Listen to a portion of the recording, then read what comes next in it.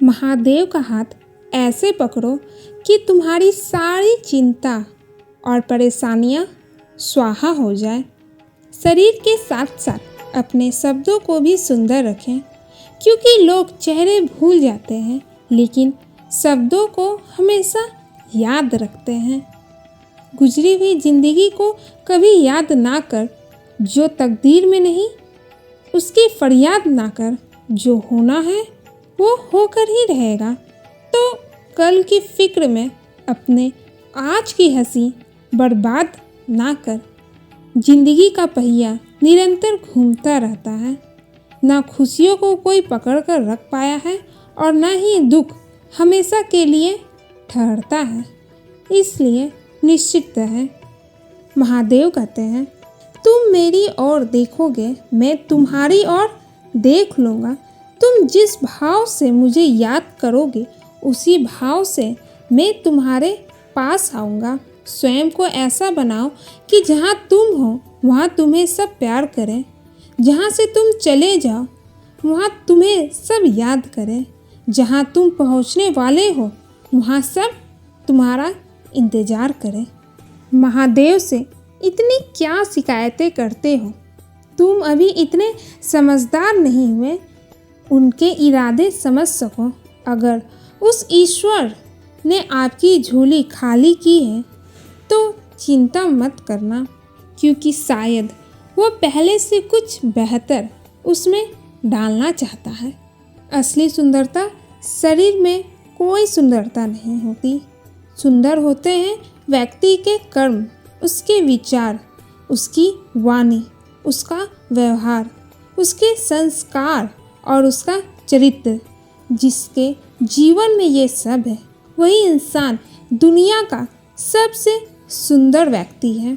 हमारी ज़िंदगी में कितनी मुसीबत आती है हमको पता भी नहीं होता कि हमारा परमात्मा में किस तरह परेशानी से बचाता है।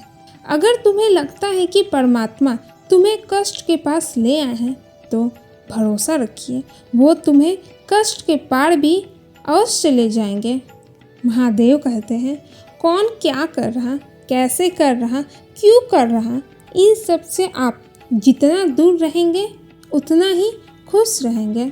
महादेव ऑक्सीजन की तरह हैं, जिन्हें हम सब देख नहीं सकते लेकिन उनके बिना हम रह भी नहीं सकते। जो लोग सब्र करना जानते हैं उनके जीवन में हर चीज़ किसी न किसी तरह से पहुंच ही जाती है। सदा सुखी कौन है? जिनको महादेव की कृपा पर भरोसा है और उनके न्याय पर विश्वास है। उसको संसार की कोई भी स्थिति विचलित नहीं कर सकती। ईश्वर तो मेरे बिना भी ईश्वर है, परंतु मैं ईश्वर के बिना कुछ भी नहीं।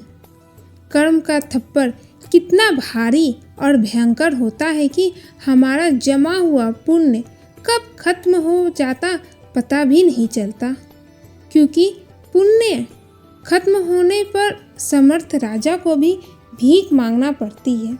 इसलिए कभी भी किसी के साथ छल कपट करके किसी आत्मा को दुखी ना करें। महादेव कहते हैं, जहाँ तेरे अपने मुंह फेर कर साथ छोड़ देंगे वो मुझे हमेशा अपने साथ पाओगे। हर रोज़ सुबह उठिए, मुस्कुराइए, परमात्मा का सच्चे मन से धन्यवाद कीजिए। आप सेहतमंद हैं और अपनों के साथ हैं। मन की पीड़ा का कोई अंत नहीं है, इसके लिए दूसरों को कोसने से कोई लाभ भी नहीं। इसका सबसे सरल उपाय है कि अपने मन को ईश्वर को समर्पित कर दें। ईश्वर के साथ जुड़ते ही जीवन में खुशियाँ का, सुकून का, संयम का, सहनशक्ति का, प्रेम का, नई ऊर्जा, जीवन के सही राह का, संतुष्टि का आरंभ जरूर हो जाता है। और हम मन की पीड़ा से कैसे मुक्त हो जाते पता भी नहीं चलता। कोई आपके बारे में बुरा सोचता है तो वो उसके कर्मों में लिखा जाएगा। आपको किसी के बारे में बुरा सोचकर अपना वक्त और कर्म खराब नहीं करना चाहिए। महादेव कहते हैं, अपने शरीर को जरूरत से ज़्यादा ना संवारो, क्योंकि इसे तो एक दिन मिट्टी में ही मिल जाना है। संवारना है तो अपनी रूह को संवारो, क्योंकि इसे तुम्हारे रब के पास जाना है।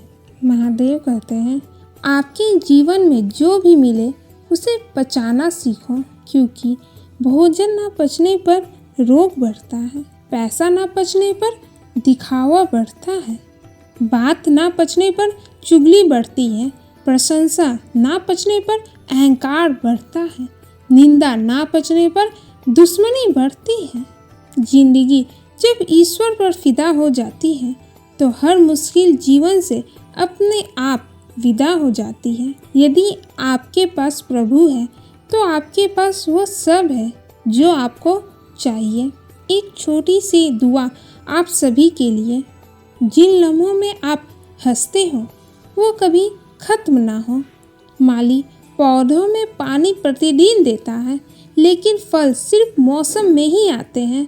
इसलिए जीवन में धैर्य रखें, हर काम अपने समय पर होगा। मनुष्य अपने कर्म और व्यवहार से ही ऊंचा नीचा होता है। चिंता कभी ना करें, क्योंकि जिसने आपको इस दुनिया में भेजा है उसे आपकी ज़्यादा चिंता है। कभी कभी दिशा बदल कर भी देख लेना चाहिए, क्योंकि हर बार एक ही जगह बैठना बेहतर तरीका नहीं होता है। महादेव कहते हैं, सब्र रख, ये जो तमाशा देख रहे हैं उनका भी तमाशा होगा। दुनिया की सर्वोत्तम पुस्तक जीवन है, जिसे पढ़ने के लिए आपको शरीर मिला है।